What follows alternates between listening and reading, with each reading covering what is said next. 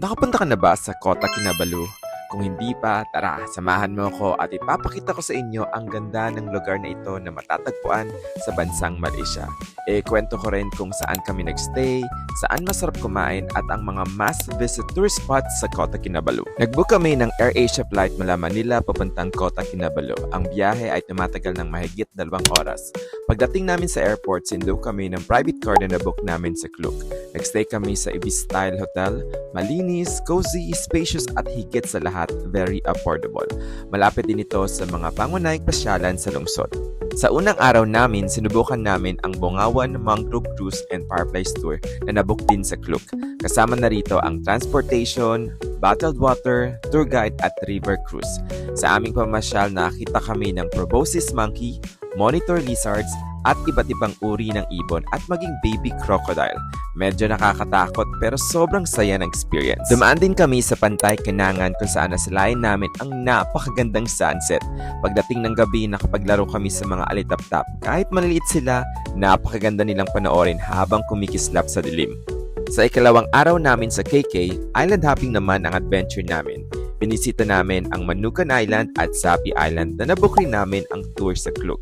Kasama na rito ang transportation, tour guide, entrance fees at buffet lunch. Ang ganda ng mga beach dito, mauputing buhangin at malinaw na tubig. Perfect para sa swimming at snorkeling. Kung masarap na kainan ang hanap ninyo, I highly recommend ang Kampong Nilayan Floating Seafood Market Restaurant. Isa itong kakaibang dining at culture experience na swak para sa turista at lokal. Nag-book kami ng set meal sa Klook at ang sarap ng handa. May seafood, kanin, sabaw at prutas. Sariwa ang lahat ng seafood na niluto nila. Habang kumakain, may cultural performances at sayaw na pwedeng panoorin. At kung gusto mo, maaari ka rin sumali at magpa-picture kasama ang mga performers. Sa ika-4 na araw, nagpunta naman kami sa Mari Mari Village Tour sa Kionsom, isang remote forest area na malayo sa ingay ng syudad. Dito, ipapakita nila ang buhay ng 5 pangunahing tribo sa Sabah. Ipinakilala sa amin ang kanilang tradisyonal na bahay, mga kagamitan at pamumuhay. Natikman din namin ang iba't ibang lutuin at napanood ang kanilang cultural shows tulad ng blowpipe making, fire starting at marami pang iba.